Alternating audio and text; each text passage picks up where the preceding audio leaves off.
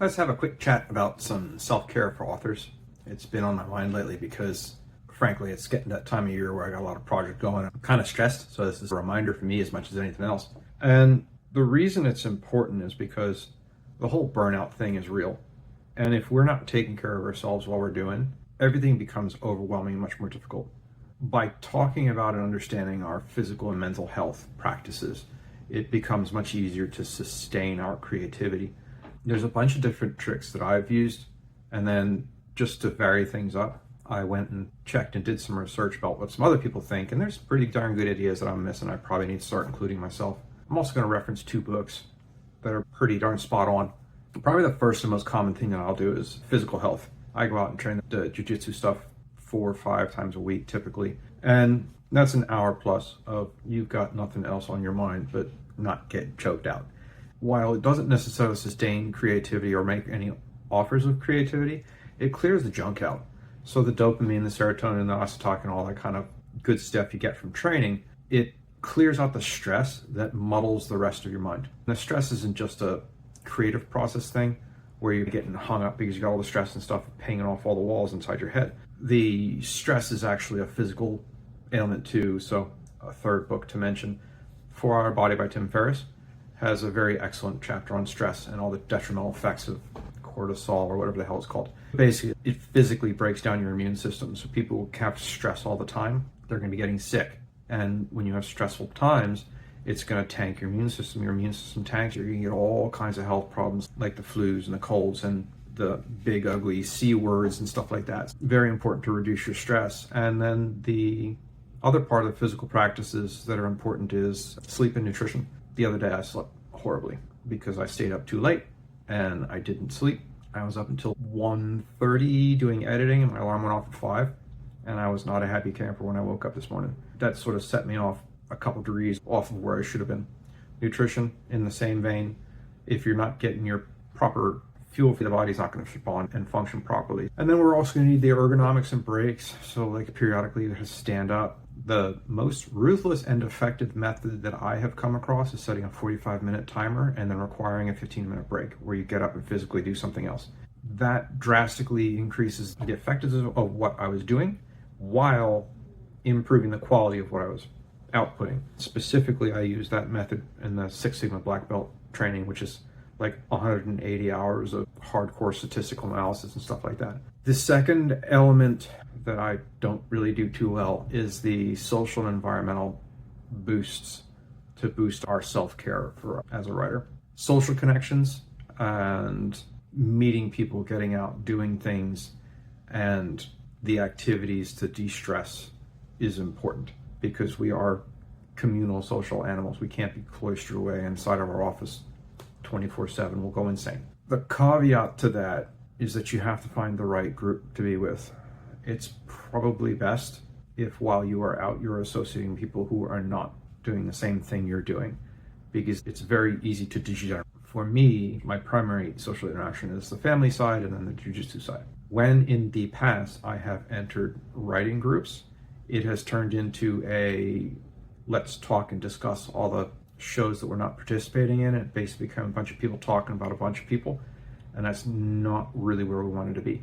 Unfortunately, in a lot of groups for purported authors online is just a bunch of people who are online purporting to be authors, and it's a negative experience because what ends up happening is people talk badly, and people who are not putting in the effort, who are spending the 15 hours a day on the forum or whatever it is, they're not working on their project. So what happens is when you do go work on your project and you announce the completion of your project, those people who have spent 15 hours a day on the forum haven't produced anything, and they are senior to you on the forum. So why are you getting ahead when I'm senior to you in the forum? And unfortunately, I have been sniped repeatedly because I was producing work. I was limiting myself to an hour a day on the forum, no more. And people who'd spend 15 hours a day literally producing thousands of words a day were not producing any work. Whereas if they channeled that energy that they were producing for the forum into their work, they would have finished their book in 30 days. Something to consider when you're considering dumping a bunch of time into a forum and not your work.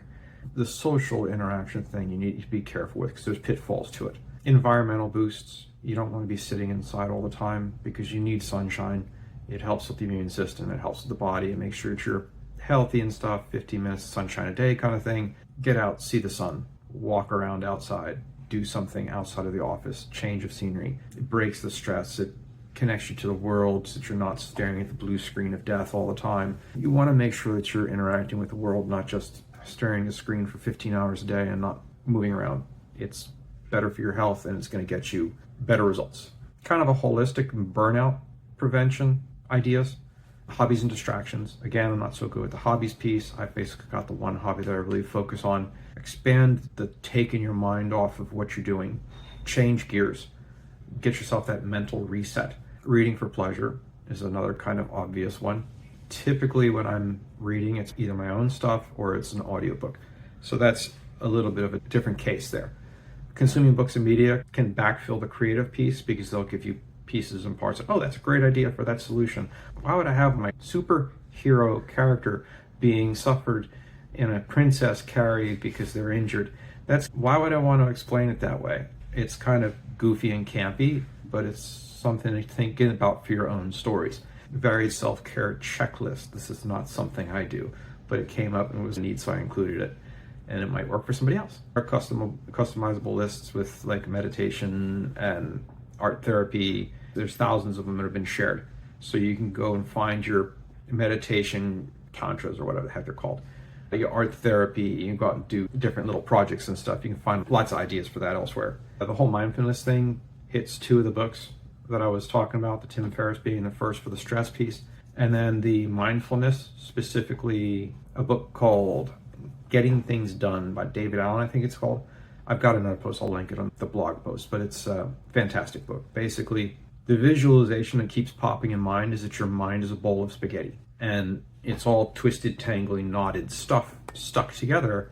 And when you are effectively writing things down and completing tasks, you're taking that tangled string of spaghetti out of the pile. So over time, as you're addressing these issues, either completing or putting it to the list for completion on your schedule later, what happens is suddenly you have more free space in your mind, and it's like closing browser tabs is how the doctor explains it, which is really a cool analogy because it's whenever I do it, whenever I use my checklists, suddenly it starts to clear out my mind and I get much faster and much better thought processes. So the Getting Things Done is an excellent book. Have your daily routine, wake up at a good hour, don't drink, don't do all those kind of things that'll distract you and have you hungover and grumpy for the next day. It'll allow you to stay focused. Something else people might do is the journaling. That's not really big on my list. I don't really do it. Coloring is another one. I do have a bunch of coloring books. I don't use them as much as I should because I've got too many other things exploding everywhere else. So I need to take the time to do something like that to a better degree. In the mindfulness, kind of straight down the alley, cross-pollinating with the Jiu-Jitsu thing, like 2 or 3 weekends ago, Dr. Jones, one of the fellow professors where I train, who wrote that book and has since released a second book about the art of martial arts and keeping your mindfulness and how the martial arts center you for the rest of your life, which is really cool. He obviously has the book on it, The Mindful Path by Dr. Michael Jones. He's a really cool dude, like extremely accomplished. He's got black belts in multiple arts, which is just insane. I think he's just short of a red belt in Aikido, I think it was.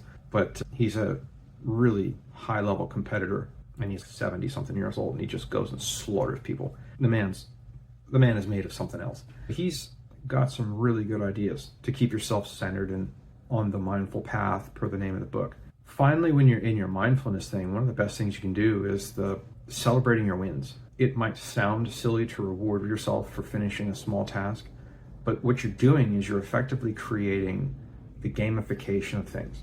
The reason that social media is so addictive is because you get that little positive reinforcement of that notification, you've got a friend, all that kind of stuff that pops up in your social media. What it's doing is it's gamifying things, and each one of those little positive reminders is a little dopamine hit. That dopamine hit in your brain causes you to, oh, this is nice, this is a good reinforcement, let me keep doing this. If you let the computer If you let the social media do that, it will drive you down that path. If you determine that you're going to control your own dopamine and you're going to give yourself your modest reward, if it's something as silly as I can fit a cookie in my diet, and you break your cookie up into a couple pieces for each task you want to get done, and you eat a piece of your cookie, you've literally given yourself a physical reward for the completion of those 2 tasks or 4 tasks or however many tasks you need to break your cookie into. But you can do that with all kinds of other rewards. So rewarding yourself is super important. Giving yourself that tangible reward upon completion is great, because it's not just, I'm just slaving away to the next. By giving yourself that reward, you're breaking that task, you're making a completion point. You're giving yourself something to anchor on as a positive completion. That helps encourage you to keep going on. So that's the list that I got. So I hope you have a great day, and self-care for writers will smooth something out for you in the future.